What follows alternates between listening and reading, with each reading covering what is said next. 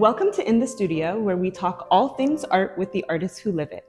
Today I'm joined by Liberian artist and entrepreneur Bart Cooper.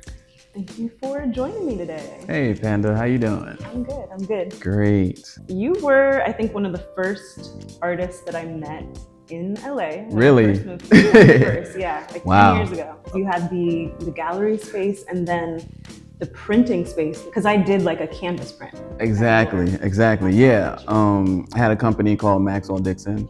I mean, it was a big operation with printing, supply and demand, canvas, and a gallery as well. You know, where we did some of my art shows, my first art shows in LA and stuff like that. Grand gallery. Yeah. It was pretty big. Downtown LA. A great place for artists to come and, you know, be able to touch base, because me being an artist too was trusting to be able to, where some artists could get their stuff printed as well if they need it. Good times. Good times. So tell me about your beginnings as an artist, as a young artist, just your background and how you started out. Oh man, well, it goes all the way back to, I could say, the age of 3. I saw my father drawing something and pretty much picked up the pencil and followed through since, you know? And that's just something I've always done. So you started with sketching? Started with sketching. Okay. Started No with crayons. sketching. No crayons. Skipped Pencil. over that. straight to the pencil. Yeah. Picked up the pencil. Yeah, just started that, and for some reason it was just something I did to like escape. You know, like kind of like how people read books. You know, and just to go somewhere, and it just was like a safe spot of where I found myself doodling and just sketching and stuff like that. And this is in Liberia then? This was in Liberia, yeah, West Africa, and then further moving to the States at age 6. And okay, then, so very early on. Yeah. So I moved with my mother. I came from Liberia to Minnesota. So it was like, it was from like, you know, good thing we came summertime. So like, you know, but when the winter hit, different transition, different world. It is so brutal, because I remember I would spend my winters in Mali as a kid, and we would always fly through New York. That transition from Mali to New York was like just the worst, like the worst. Yeah. So like when we came, we did land in New York too. Yeah. Before we came to Minnesota, it was wild, because like, you know, when you're young or when you're in Africa, you're always told like, I envision America to be like this streets of gold, like close to heaven. You know what I'm saying? And then you get there. They idolize it. Yeah. We landed in New York, and the skyscrapers were something else, but it was just like, I was looking to see gold. Yeah. And you still have family in Liberia then? Still have family in Liberia, still have family on the East Coast. I'm very curious about your cultural background and how that plays into your artwork, because Liberia has such an interesting history to it. And I feel like a lot of people don't know, you know, the extent of Liberian history. Yeah. Living in Liberia, you know, I stayed there till the age of 6. Starting school there, you know, I was still going through the basics of reading and learning my alphabets and all that other kind of stuff, but I didn't really know the true history. You know, knew some of the presidents, but we didn't get deep into the history. Coming to America, that's when I started to really understand the connection with America and Liberia. You know, it's interesting, because people used to ask me when I first came, how's Africa? Or, you know, you get the jokes, or you get all these little types of conversations, but you're just like, you know, me being this kid, I'm kind of like, it's just like here. For some reason, it never registered to people. But to me, I was just like, I wasn't surprised that Liberia was like America, because it was exactly like that, you know? And being a country that free slaves went back to and set up living out there, it represented a smaller America. So Liberia is just this country that's just represent a smaller America in Africa. You know, we spoke English. We did all those things that people did here, you know, how we dressed compared to, like, you know, our tribal background. So you had 2 different sets in Liberia, where you have the tribal Liberians, who are the original Liberians, and then you have the American Liberians. So the American Liberians are also called the Conga people, you know? So in that country, pretty much the free slaves came back to America, to Liberia, and I would say colonized, but not really, like, kind of took over. But it really wasn't, Liberia wasn't really a colonized country because it was already independent. And it just happened to be the same sort of history, long story short, similar to what happened here in America, where, the Europeans came here and colonized when there was already natives there. And that was one of the things that happened in Liberia. Pretty much the American Liberians came, there was already natives there. And that's where you had sometimes that strife that happened. So they kind of took over economy. They took over, but at first, you hear the story, depending on who tells the story, it's usually a perfect story. But then when you hear the real other story, it's like, if you hear it from the natives, it's like, no, we were already here. These people came and they just kind of took over. And the history of Liberia also was they oppressed the natives that was there. So like, my name is Bart Cooper. So like when I say my name, people are like, well, what kind of name? Like, you're African and your name is Bart Cooper? And I'm like, yeah. So the Cooper name, they passed laws and rules in Liberia. So for you to be able to have education, you had to be under an American Liberian family. Wow, to have the American Western education. Exactly. So some tribal Liberians had to get adopted into families. So that's how, my grandparents from my dad's side was adopted into. So your family was tribal? Tribal. Both of my families are tribal. So like my dad is from the Va tribe, and then my mother is from the Bassa tribe. So that's how I got the Cooper name. So how I tie it into my art, it's always a mixture of, a little bit of African gems from Liberia, and then a little bit of, American gems. And my passion is, I've been very passionate about not only art, but history. Yeah. So I always put some sort of history into my work, some sort of education, and dress it up with, my vision and visuals. Yeah, giving it a voice, giving the history a voice. That's really interesting because I do the same thing with my work, kind of where you have that mixture in your work of the indigenous people and then African Americans that came to Liberia, and then that aspect of America life too. It's like, I have the African and the American side that I put into my artwork, but you have like these three different parts. That's very unique, 'cause no other African country is like Liberia. Exactly. In that way. And it blows my mind when most people don't know about the history of Liberia, because when I tell people, they're just like, no, some people are very few know, but it's so similar. Like when you go to Liberia, the capital is called Monrovia. James Monroe was the president of America, and then you have Maryland County, Buchanan, that's where I was born. Buchanan is those types of names. And then you got like Broad Street, you got all the similarities.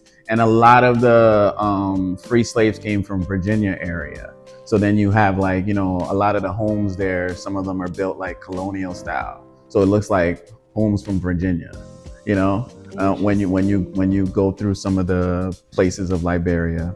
It's just so many connections. The flag is red, white, and blue stripes, and then it has one star. It's just an interesting infrastructure to see when you're there. How often do you go back? I just recently started going back because there was a civil war. Yeah. So like now it's like a rebuilding of Liberia, and it was an eye opener from when I left from a child to now an adult. It's a different Liberia I'm starting to recognize, because when I left, it wasn't a third world country. It was fully developed, functioning. Everything was intact, to where, you had this war, the civil war that happened. And now it's like pretty much set the country back, I would say 100 years. There was a civil war between, of course, the American Liberians and the African and the tribal Liberians. So it was always ran by the American Liberians. And then I would say Samuel Doe was the last president, the president that came and he overthrew the American Liberians and kind of took it over for the first tribal reign, or and that war was like one of those things that kind of transitioned into the civil war of Liberia. So it's like a big rebuilding. Yeah. So it's happening. yes, it's definitely a big. It's always been a big rebuilding since that. April, I went back to Liberia, and I ended up purchasing a 3 acres beachfront property. I mean, that's mind blowing to even think about that. I'm actually doing this. Thank you. And yeah, so I'm still kind of like on cloud 9 about that it actually happened, and it's like 15 minutes away from where I was born, you know. And then to go back after all these years and being able to acquire this land, and now to want to turn it into a residency for other artists, but I want to connect it with the teaching education of culture, you know, through the arts, you know, because there's a saying that I believe in, that I say artists are the architects of the culture. So understanding the value that we as artists bring to this world, you know, and how we create culture through our arts, you know, from fashion, dance, music, you know, the visuals of cinematography, just all these things, we shape that. And the importance of how we mold that and shape that, it's definitely needed. So I wanted to create this place where artists can go and connect, but then also from a passion, once again, like I said, leave things better the way you left it. So going back to Liberia, I want to be able to recruit some of those other artists that's there, bring some of my artists that I've learned here to think and what they've learned, where they can be able to connect on that place and, you know, just brainstorm together, you know, and learn a lot about each other's culture and how it each actually is the same thing on so many different levels, but just to have that understanding. So like, that's what my vision for this land is, you know. So you know, so yes, I'm all in on that. You know. So when do you hope this comes to fruition? I'm guessing it's being built. So I ended up finding an architect, and he's out of Mexico City. As soon as I went to his website, I was like, that's the guy. I'm very excited about that. Now when someone's saying, oh, you're an artist, I'm just like, yeah, I'm an artist. But there's so much more that we can do as an art, you know, to push our creativity. And like we said, mixed medium, like, you know, now stepping into the architect world. I should have just introduced you as an artist and community builder. Hey, there we go. What you do you know what? That's the best. I'll take that title. Welcome to In the Studio. We're here with Bart Cooper, Liberian artist and community builder. Yes. Perfect title. That's what it is. Yeah. That's amazing. Yeah, there's something that's just indescribable about, I'm gonna say Africa. I have not been to all the countries in Africa, but every time I touch down, it's just like, the first thing I notice is kind of the smell and kind of like the humidity a little bit. It just feels like love energy. It just feels so good. Every time you step off. One of the things that you definitely feel, that I feel the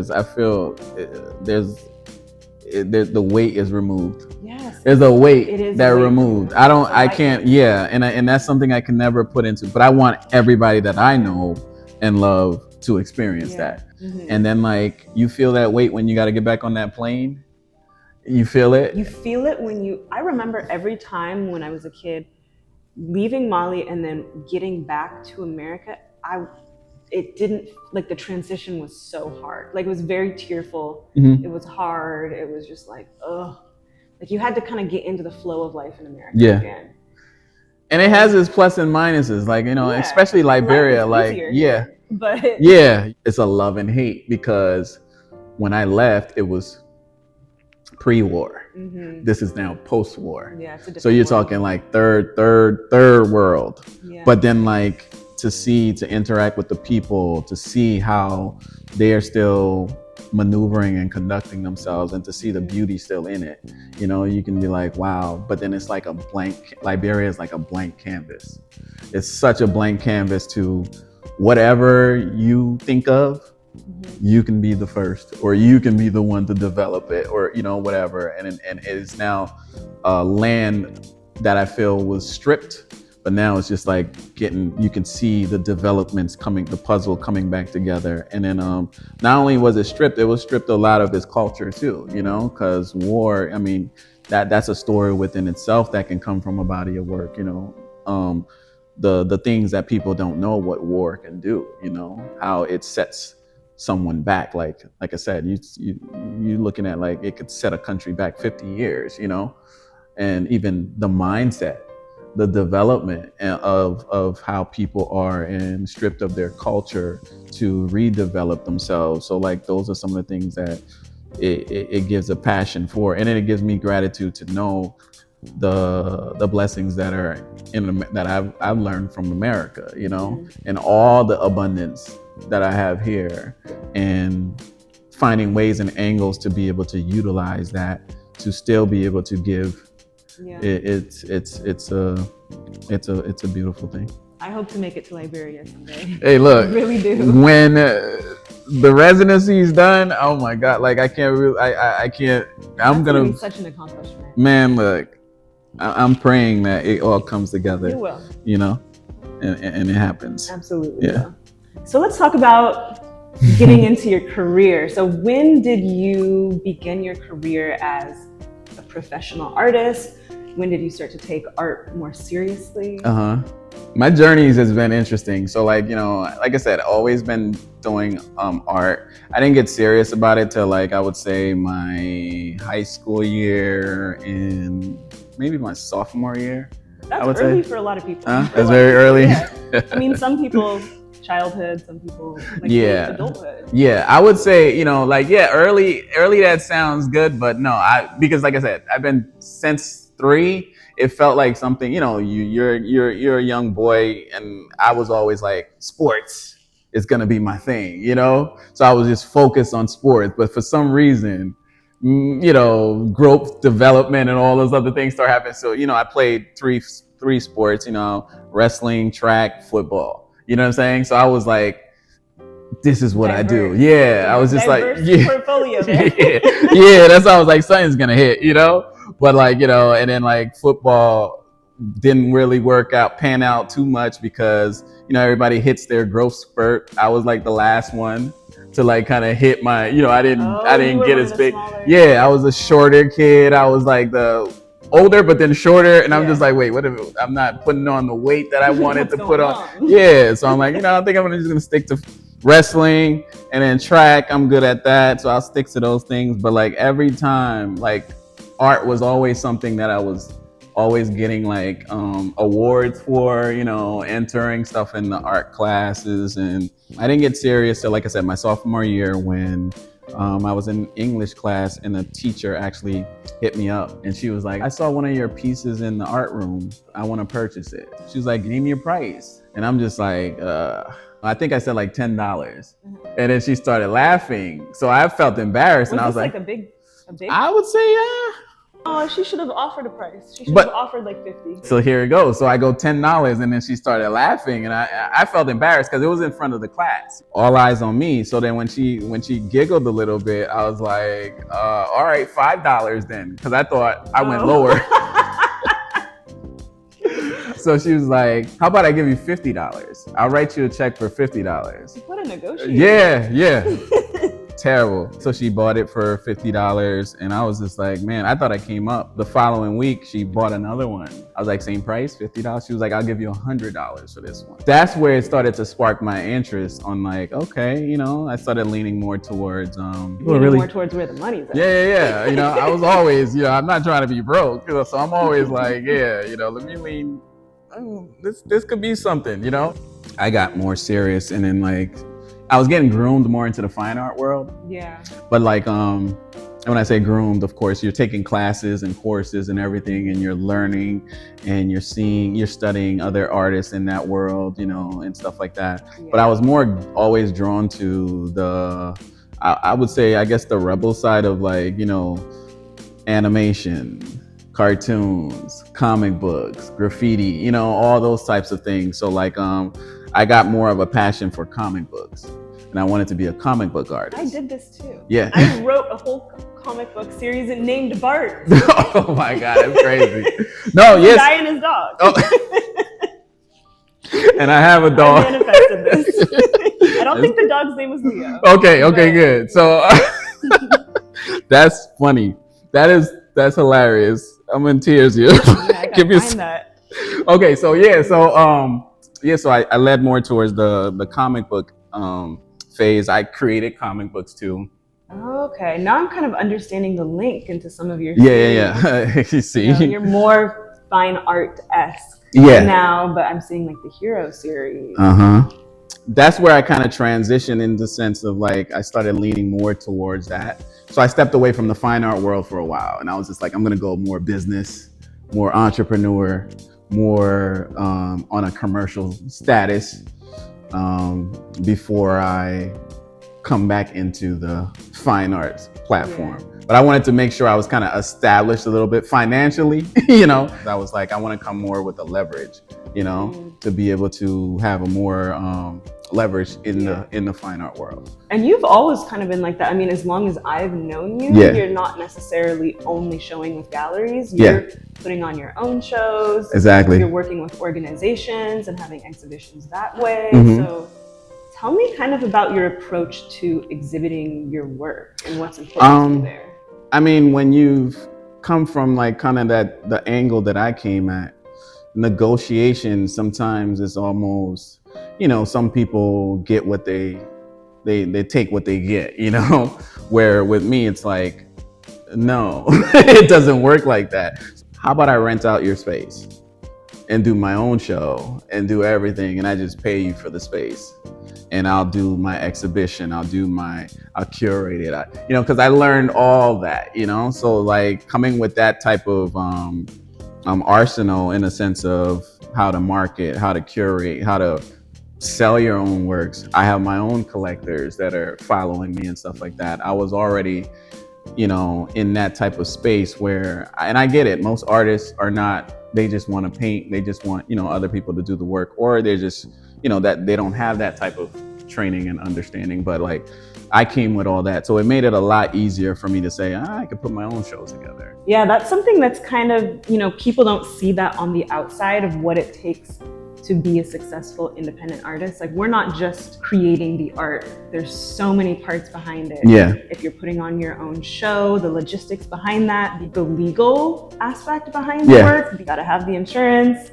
contracts, the list goes on. Yeah, there's a lot. You have to know. I guess it just comes with like experience and time to know what is acceptable, pretty much. Right, you know? right. Mm-hmm. I'm still laughing at your first negotiation going down to $5. Like now you're like a completely different. Oh yeah, so like yeah, so space there. I mean, but it blows my mind. Like, you know, that's just like humble times, but it just like it just blows my mind how, you know, you get to see your worth accumulate over time. Yes. And I mean, even down to negotiations nowadays are a lot more. I'm seasoned in how to negotiate, or just how to see my worth and the value in my works and stuff like that. Not knocking the other angle of coming through galleries and getting those types of assistance as well, because, you know, when you're putting together a show, you know, a lot of work. It takes a budget. Okay, so one of the things that sparked the entrepreneur spirit was when I moved to Minnesota from Liberia in first grade. We didn't have much. We were the only Black family in the neighborhood. That's when I started to learn about allowances.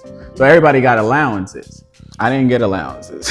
I didn't get allowances. I was the most athletic in the neighborhood. I created a gym in my garage. For kids? For kids. I was a personal trainer to all the kids in the neighborhood. So I charged them a certain amount that they would give me every week from their allowances. I had a whole workout regimen, jumping jacks. What was a 7-year-old training for? They wanted to get in shape. That was my first memory of how to make some money.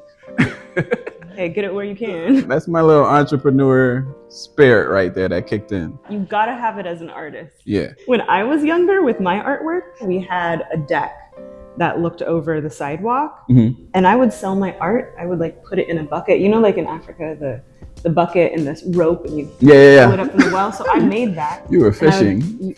Yeah, well, for money. Yeah. So I would put my artwork in and I'd put it down and they would like drop in the money And then pull it up. Yeah. That's crazy. So I was like 7, 8, 9, let's make this money. No, it was always that, I always had that mindset of it. And it's interesting how, that's how the things you pick up on. I mean, sometimes I'm just like, where do you get it from? But like that entrepreneur spirit was always in me. Of course, as you're growing up, you're learning things like find what you love to do and then find a way how you can make a living doing it, So it was always that mindset of, okay, I love doing this. I'm passionate about it. Now, how can I make a living doing this? Or how can I exert my energy into that to make something happen from it to where I can sustain? So tell me about the transition. You were kind of more in the cartoon/comic book lane. Tell me about the transition from that to the series that you started doing. Okay. I know the most recent Purple series and then the Purple Hero series, Heroes, and then DNA. Coming from all that other world, the animation and the comic books and graphic design, that whole world, and coming back into the fine art world, it gave me more of a, okay, now I can come in back into this platform or this space with more of a freedom, and a seriousness. And that's what I liked about the fine art world, where we can now be serious about messages, education, things that I've acquired, and what to explore, what conversations to have. We can now have some serious conversations. And that's why I was able to step into this space and now create this. So it started off with the Purple series. And the Purple series started off with something more, of course, pop art, kind of like an interesting spin-off of pop culture, looking at some of the influential people in pop culture, how I felt they were all individuals within themselves. They had their own weirdness to them that I felt I kind of gravitated to. So I decided to just put them on this platform of space with the Purple series, dyeing them purple in the pieces where the purple represents royalty. And it goes deeper into where it's from, back in the day, like let's say medieval to, I don't know how far it goes back to kings and queens, just way back then, where purple was the garment that they wore. And it came from snails. This snail that actually was in the sea, that you would have to gather pounds of these snails to get this dye purple to put on the outfit. You lost me at the snail. Is this something that they do in Liberia, or is this something? No, this was just in general. Oh, where do they do this? I think it was more in the European areas, because the Mediterranean areas and in that more up northern areas, and the dye was created purple. So every time you saw someone wearing those garments, you knew it came from royalty, because you wouldn't have wealth to wear that, to acquire that, because it was a process. Yeah, it was a process, and it's very expensive. So I learned about that, and I was just like, okay, let me take these people, make them purple, dye their skin to give them the rarity of who I feel like they are, and then just create that piece. So that body of work was just to embrace your attributes of, what someone would deem as weird. You're one of a kind individual, just all those things. So each character, there's something from them that I liked, that I kind of can take a page out of their book and put it into mine. Can you give like an example of one of them? Okay, so the interesting one that I have in there is, there's so many, but you have like Mike Tyson in there.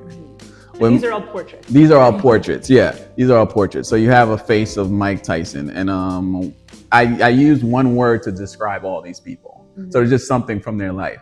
And like Mike Tyson, I would say he represented to me what I would call a human. So I just said human, and that's the one word I get from his life. Human meaning the contradictions. We got to see Mike Tyson from his fame, his glory, his life, all the way through, his trials, his tribulations, his redemptions. You get to see all that. So I just felt like human, was something that I felt he was a one of a kind. I don't think there'll be another Mike Tyson, you know, and that's just one character out of 30. Celebrating that word, celebrating the human, Yeah, celebrating that one word in each. exactly, person. each person. But that was just for him. Then you have other characters, and I'm just like, okay, you know, you have one other word that might take from your life. Did you write that in the piece? Because I know a lot of your pieces you have text. Yeah, for the heroes, for the purple series piece, I didn't write anything. I just kept one words. So it was just one word for each person. I'm connecting the dots now though, because since you started off in the comic book lane, now I'm almost answering my own question about your use of text. Yeah. You know, it's kind of just like a natural thing that you add into your... There you go. I'm answering the question for you, but maybe you can tell me if it's even right. Yeah, so see, so you can see when you see how I come about this and where my work has, you know, my bodies of works or just my works. And you see that, you can now see the influences in it, you know, you can see some of those things. The color from, you know, when you go to Liberia is a very colorful, I mean, I love shooting pictures and stuff there because like, you don't need any, you just take snap in. There you go. There you go. It's always a warmth. It's always colorful. It's always bright. It's rich. Saturated. All those things. Like in all the senses too, though. Smell, taste. Exactly. Sight. And all that, I tried to infuse it in the work when you see it. So like that's where, I mean, I love color. You know, color theory was one of my great classes I took, you know, and I just love how to play with colors and get emotions out of it and just all different types of how you can train the human's mind as they look at a work, how you want them to feel, how you want them to, you know, the many emotions and stuff like that. So I infuse that stuff into my works. And you are the only artist that I personally know that has won an Emmy.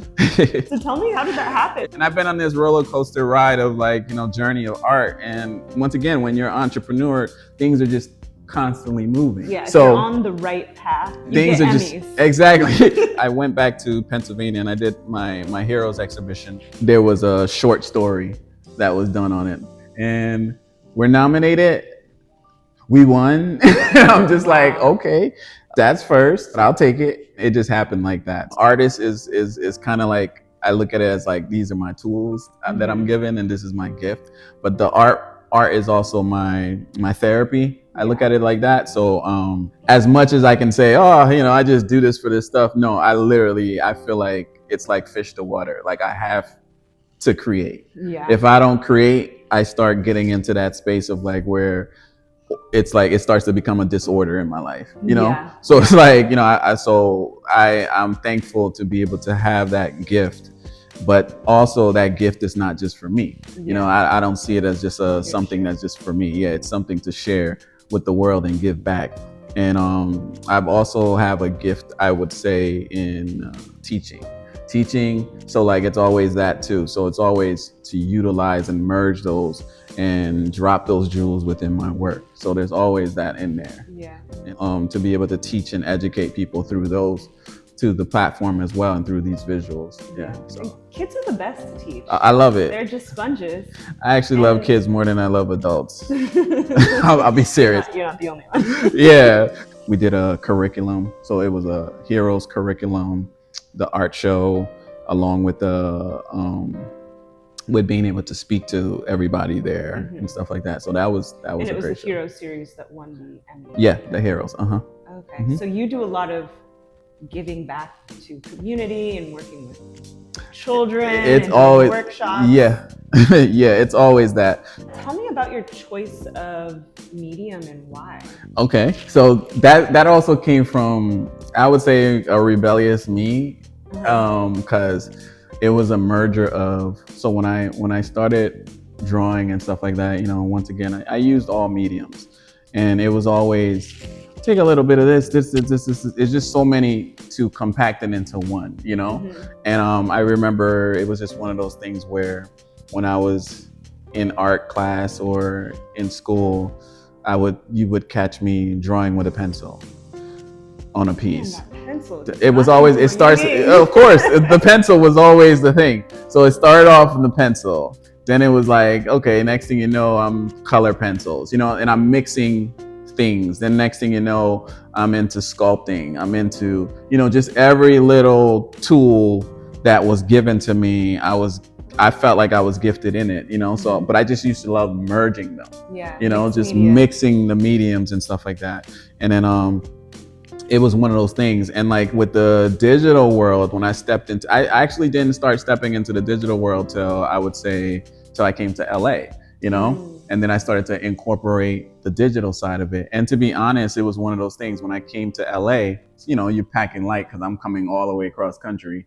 I can't bring all my tools and equipment. So so when I came, it was just a laptop, one suitcase, sold everything, got rid of everything out there. And that's when I had the little digital pad and started working off of that.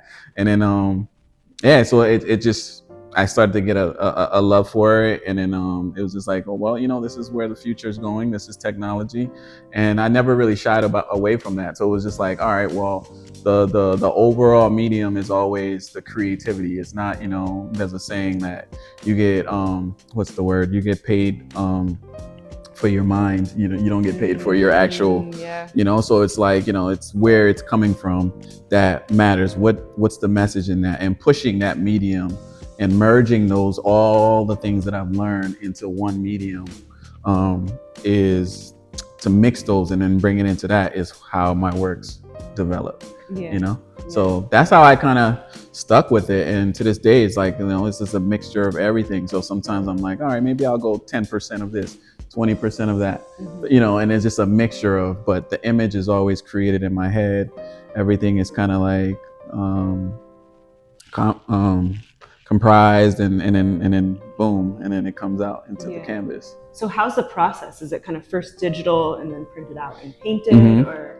Yeah, so it's first sketch. Well, now, you know, I'm doing a lot of portraits. So like, you know, of course, it's the concept, thoughts, and then a photo shoot.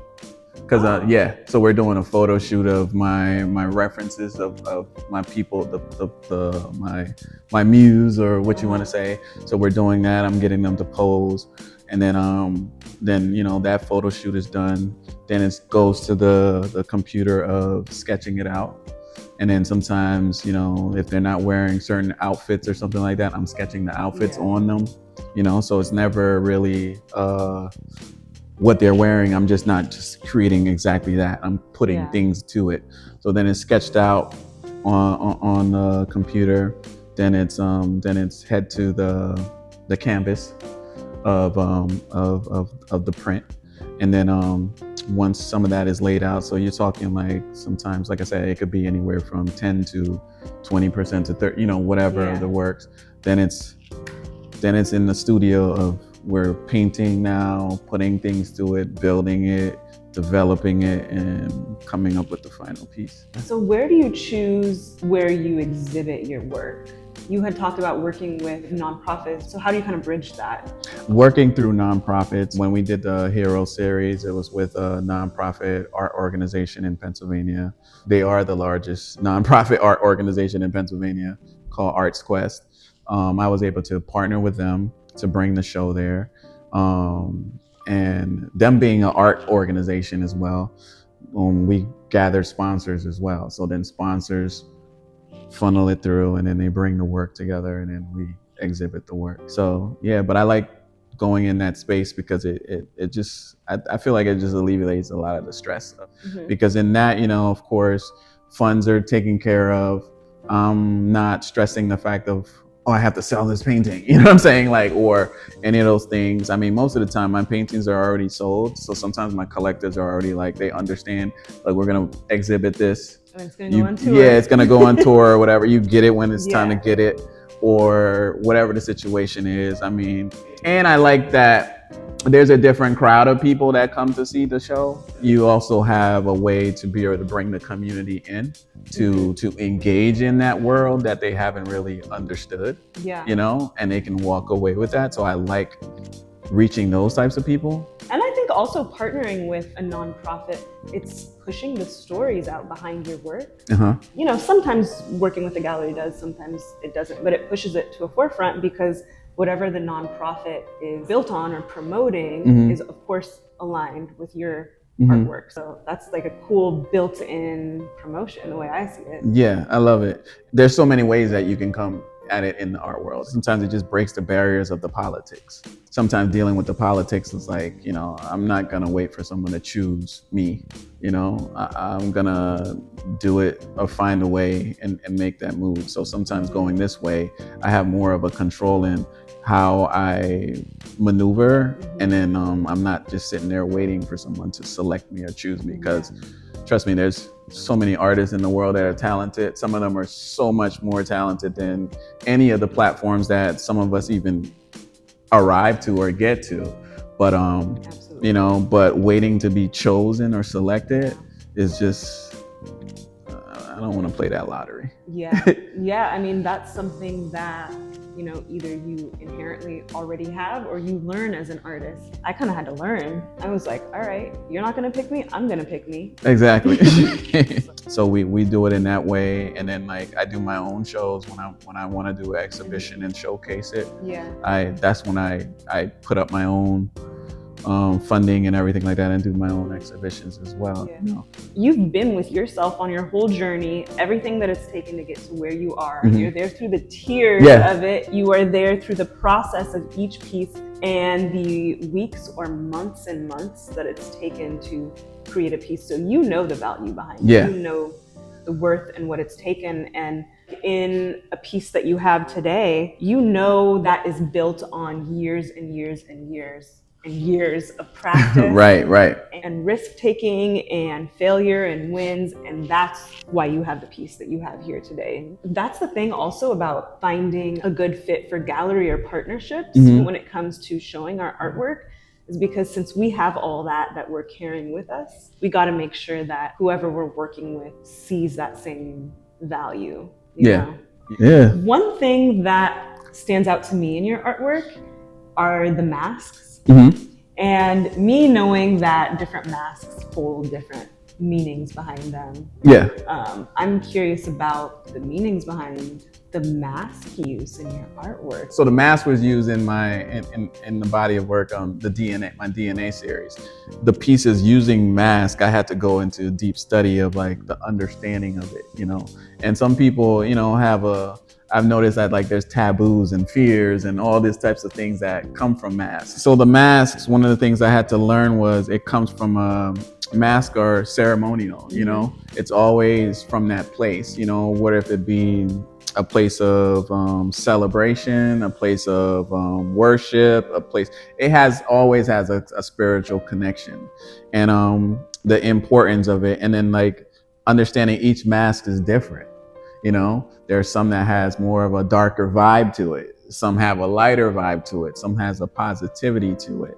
And I just had to go in there and study them.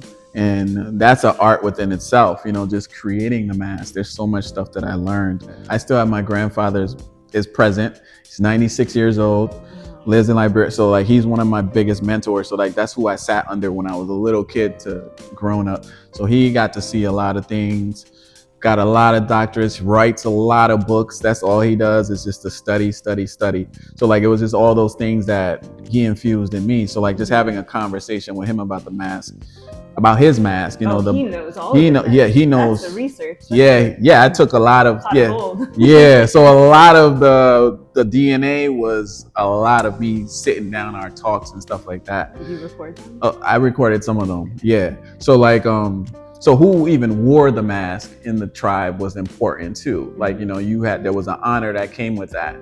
So like when there was a ceremony, the honor of the person that was entrusted with the mask, when he wore that, it was like a spiritual ceremony to be able to come amongst his people and dance. And it was kind of like, but it was the spiritual understanding of like God coming down and dancing amongst the people. The God that dances with the people. And all masks have a ceremonial meaning. Mask dancing. And so, so you have all that. So it has to do with, so some of those things I had to learn. We have a lot of comedic elements behind our masks in Mali. It all works in that way. Tricksters. Funny stories. Like they all have a whole character, persona, personality. All that. And yeah, and then like there's one piece, she's holding a mask and then she has a crown on her head. That's the one I kind of gave you in the journal. So she's holding the mask and got a crown on her head, and that symbolizes she's holding the Bassa mask. So it's like she's just revealing it, and then she has the crown, and the crown is you would see it has a lot of it's a Coptic Ethiopian. So like the Bassa people migrated originally from Ethiopia, from the east, and came west. And there was a history of where there was like a war, or what was known as Ethiopia versus what was known as Egypt at the time. There was a war back then. I guess Egypt had won, and the Bassa tribe ended up, his name was Father Stone, the head of the tribe. He ended up moving back, migrating to the west. And Father Stone is Ethiopian? Yeah, there's a Bassa name for it, but in English it translates Father Stone. So he ended up moving back to the west, and they ended up landing in parts of the west coast of Africa. So it's sprinkled all over there. And that's the Liberia was called the Pepper Coast. Before Liberia, it was like the Pepper coast and stuff like that. So that's where the Bassa people. So like in that transition, you have the Ethiopian, and then the mask, and a lot of the Bassa names and language translates all the way to the biblical times. Mm-hmm. So it has a lot of what is Christianity, but it has the original, and so you will see some of the teachings there. So you have the girl holding that. Then I have another one of the girl hugging, embracing the mask, and that's titled know your tradition, or hold on to your tradition, or hold on to your culture. It's so many different ways, but don't forget to evolve. Mm-hmm. And the mask that she's holding is one of the only female masks in Africa that I researched from and it's from a secret society for women. Where? It's all over Africa. Yeah, it's a secret society. Okay, why have I not heard of this? So it's a secret society for women, and it's kind of like where young women that are part of that society go into, they call it the bush, or go into the village or the interiors, and they learn. It's a transitioning stage. Mm-hmm. So like they learn all the attributes and wisdoms and teachings before they become women. Is this spiritual? It's spiritual. Mm-hmm. So like, yeah, so they go there with a lot of spiritual teachings, a lot of wisdom, and a lot of passed down things, sisterhood, a lot of society. So like, but it's a transitional stage. So it's a ceremonial mask that's worn by one of the leaders. So when the ceremony is done, that mask is used. And that mask is sort of like a symbolic of a chrysalis, like a butterfly cocoon. And you'll see the eyes are small, the ears are small. It has like all these little attributes to it that stands for something. It's based around being mindful of what you take in, what you see. Demure. Yeah, there you go. So it's all that. And so in this DNA series, you're painting portraiture. It's all children, I think. All children. The ones that I saw. Yeah. So I'm curious why you decided to have all the portraits children for this series. I wanted it to be children because I wanted to feel that sense of out of the mouth of babes. The children being able to be transparent, to be able to tell the message and speak. So when you're looking at it, I want you to strip all your adulthood, all those things and knowledge and things that you learn and come as a child, and just from one child to another, and just learn and take those things. A clean slate. And there's one with I have a boy standing in front of a bunch of masks behind him. And that represents, that's called the coming of age, which is pretty much translates to bar mitzvah, like what a Jewish child goes through. And it's like the importance of the coming of age as a boy, to understand from going from a boy putting away childish things and becoming a man, understanding his consequences Even of though his artists actions. are kind of like grown children in a way. All that, you know. Don't put away all the Things. things. Oh no, yeah. Embrace that. You know, you can still be a child at heart, but just understand, you know, there's consequences and responsibilities for your actions now as an adult. So where do you think that kind of fear or hesitation comes from some viewers that look at African masks? Because you had said that. I don't get it.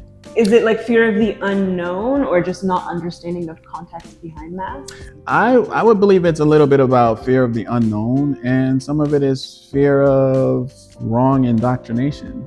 And what I mean by that is perfect example. So like going back to like when I spoke with my grandfather. Mm-hmm. So now you looking at a guy that grew up in a tribe, was sort of, so some of his things was missionaries came to Liberia and told him about the story of Jesus. You know, American missionaries and Christianity, and his tribe was they easily accepted it, you know, and converted. But one of the things that boggled them, like I said, his name was Abba. So when they asked him his name and he said Abba, they were shocked. Like, do you know what that means? And he was like, yeah. And they explained it, and then they didn't understand that. So in his teachings, he ended up going through, he ended up traveling the world. He ended up getting his doctorates in theology and all these things, majors and all that stuff. So he got to understand why it was so easy for them to accept Christianity. Because, like I said, connected to Ethiopia and where they came from, those were already in the belief system of the Bassa people. So the story that the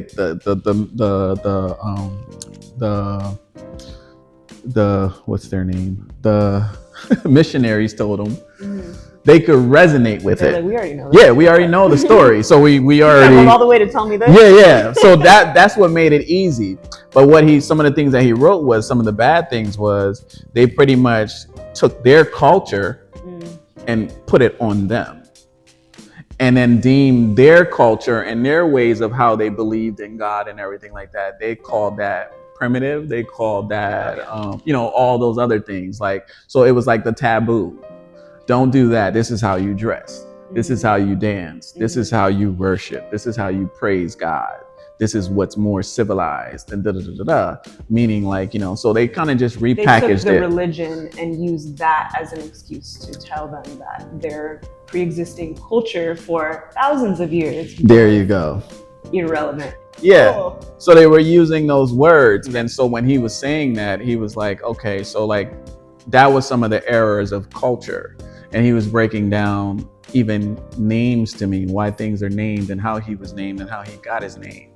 And, you know, and he even broke down so many things we went into where, you know, with DNA, where he broke down, you know, how he got his name, the meaning of his name, his middle name, his other name. Like, you know, he even went down to 3 names he has. And I was just like, wow. And I was like, so how did you get the other name? And he was just like, oh, I got that from the doctor. The doctor? Yeah. It's just how I said that. Okay. And then he was like, well, what the Western will say, the witch doctor. But in our tribal, he was like, I got that from the doctor. So that word isn't translating 100% how you would hear doctor in America. Exactly. You know how the names were changed to be like, you know, to get that tap. So like, and that's where like the celebratory and the masks and all those things, you start to see how it was passed down to where when you look at it, you shy from those things because it's kind of like, oh, that mask, you know. So when you see in it, it's already giving you like, oh, those dark things, but then like getting understanding by it. And you can see how I said you're stripped of some of those things. Cause like when you look at, okay, like I said, in the Jewish culture, they still have some of their teachings. There's still things that they do, just like, you know, transition, like, and how, and it's not just an African thing. If you look at Native American culture, you know, South American, it's all connects, right? So, and there's a similarity all over the world between all of them. It's a very spiritual similarity. And that's what the DNA I wanted to unlock, you know, depending on where you are, these are the things that when you start to see, you'll see why it works the way it works, and there is a connection there, and that's what the masks. So the masks represent that. Like I said, if you look at a mask and you get this teaching, you'll understand. Okay, these are ceremonial purposes. Yeah. These are a connection there. There's a transitional purposes that this mask serves. You know, and then when you start to know what the individual mask serves, you start to have more of a reverence for it, you know, and not a fear because you don't have, you know, you're ignorant or you don't have the knowledge of what that thing is. Yeah. You know, they're all just teaching lessons. And that's all it is. Exactly. It's all. So yeah, so that, and that's why I decided to put those things in there so it can teach those lessons and you can know where it correlates and connects. Yeah. You know? Yeah. Art is such an amazing universal way to teach and learn and spread awareness, and you're doing it all through your art. So that's the why goal. It's so amazing that you're working with children too, because it's like that's such a great way to teach kids about, you know, history and history. Yeah. We don't have that history here in the States. Like, it's a Eurocentric, watered down version of history, to be honest. I remember as a little kid, I was like, that's not right. Like, that's not what I was taught. That's not what my grandma told me. So it's so crazy because like I would challenge the teachers. That was the problem. Right, that's another as thing. A child. Yeah, you never really challenge it because you don't have something coming from another angle, or like, you know, just sometimes, you know, and when I was in school here, I did challenge some students, some teachers too, because like I remember one time, you know, you always open up the history books and like there was this one section that comes and it's just like, you turn the page and it's just like the page is like probably 3 or 4 pages of Africa and everything else is just European.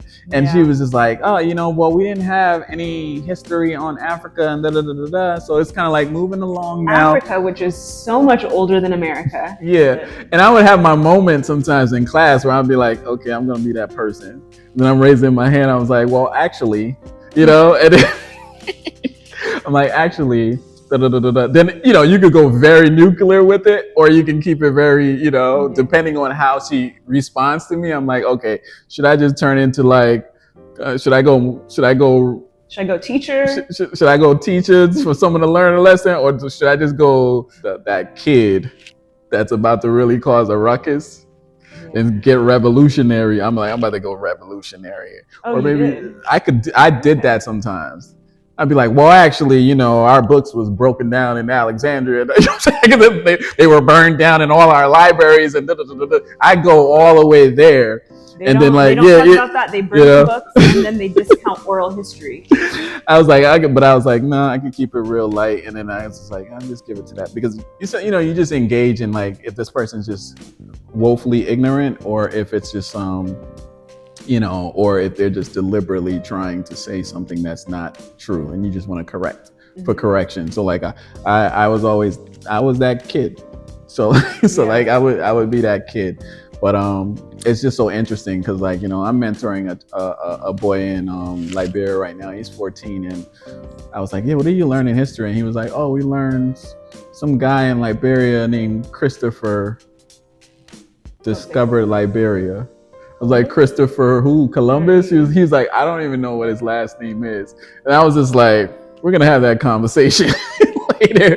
But it was just interesting. Right. But I was like, it had to be Christopher, huh? Christopher. He's like, I don't know. I was like, do you know about Christopher Columbus? He was like, no, I don't know who that is. I was like, because that's the same thing I said. I was like, Columbus? Okay, so maybe it wasn't. Yeah, and he was like, no. And I was just like, oh, okay. We're going to talk about that a lot later. Oh, man. But yeah. Oh, history. That's the DNA series. That's one of the things that it was birthed out, to be able to have these conversations and learn something and challenge it. Yeah.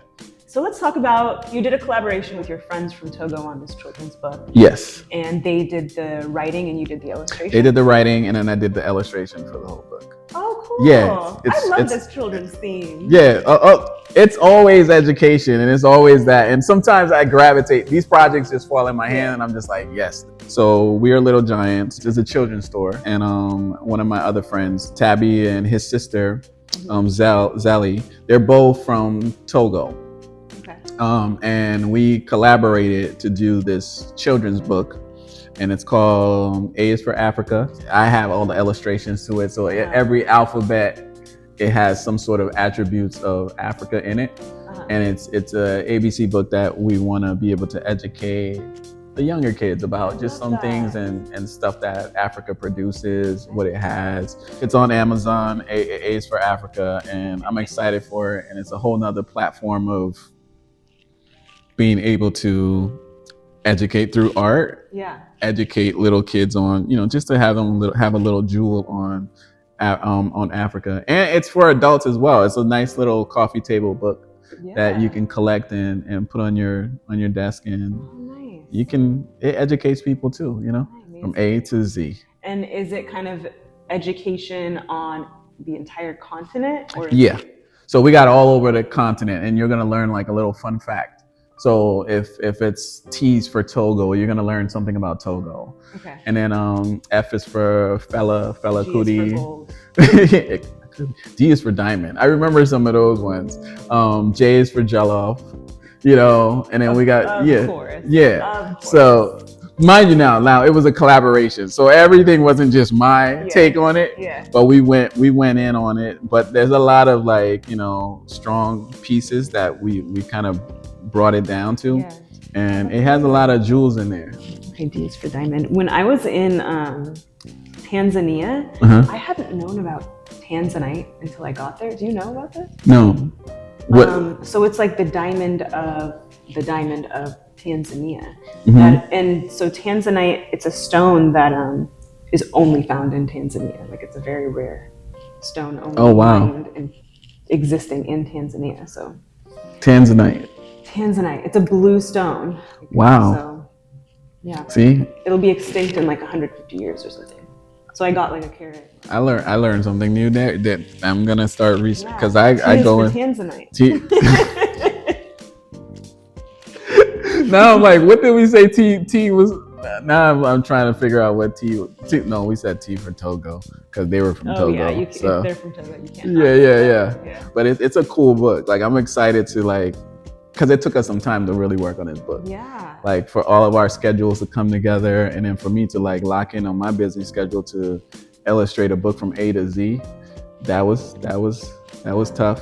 And then renditions and changes and fixes while I'm over here painting, and then transitioning from this little kiddie mindset to something of the professional. Yeah, exactly. Your latest collection. Yeah, so it was a lot going on, but we accomplished it, and I'm proud to have us put that out there. So yeah, it's available.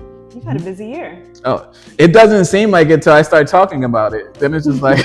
So A is for Africa, available on Amazon. And it's all Amazon right now. But no, Tabby and them was pretty cool, and it was cool for him to be from Togo too, and we connected in those ways to understand that.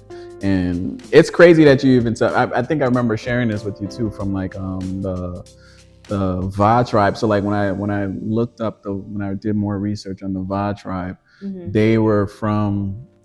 I guess they come all the way from the Mansa Musa Empire of Mali, and they came all the way down, and some of them migrated down to Liberia, and they landed from in the Sahara. Yeah, they landed in the northern parts of Liberia, and the Va tribe is from that Mali Empire.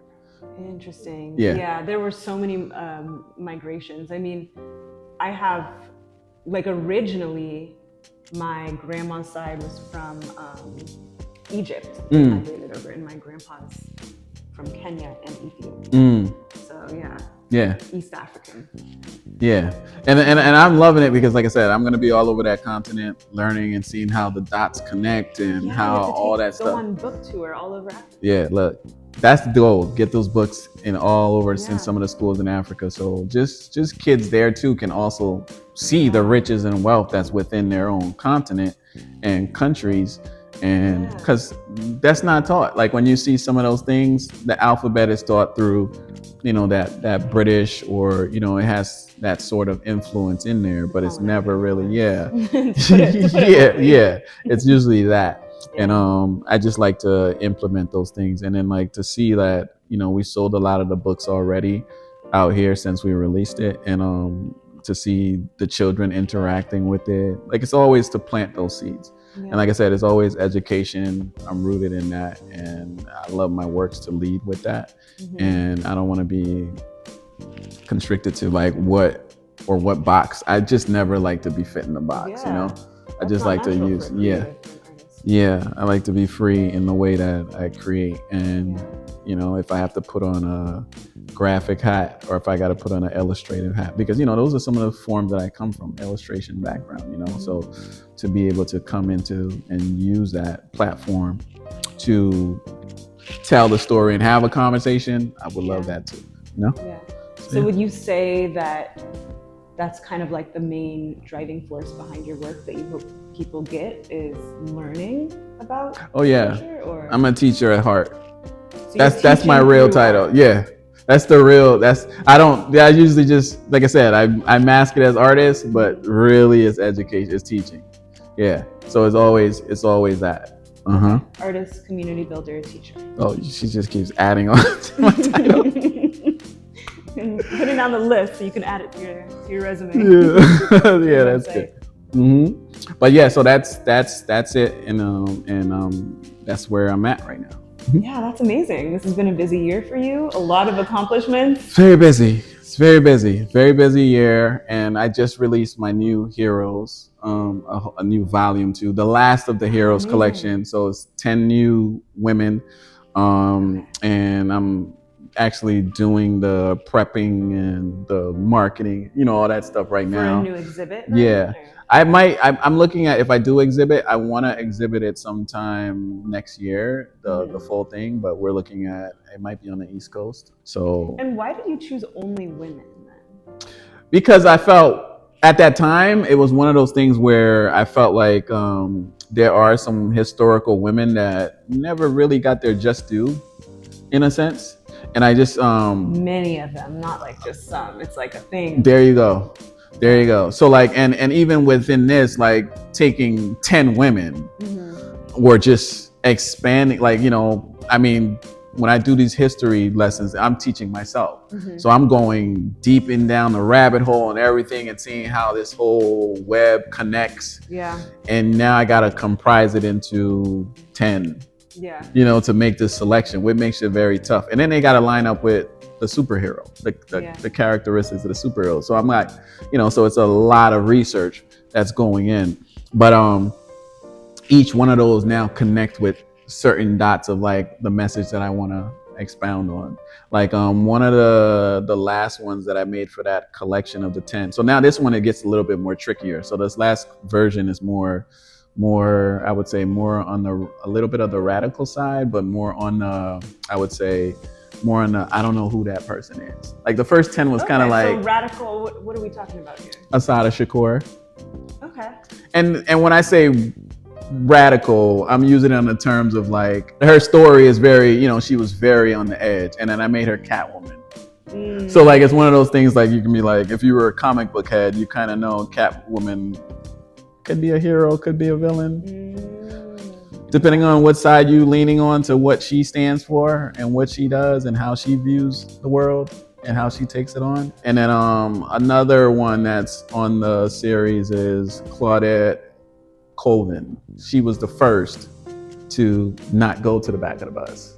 So she was before Rosa Parks, and she was 15 years old, you know, and then she's still living to this day. And I wanted to kind of showcase her story, a little message, and how she contributed. And, you know, so you have those types of women in there, you know, and you see their words, you see their messages, and you see what they did to be triumphant. So I just felt like, you know, when you look at heroes, sometimes it's always, you know, in the masculine format or just whatever it is, but like just to see that these women were heroes, I wanted to kind of like, cliche, give them their flowers in that sense of like, but just for you to see.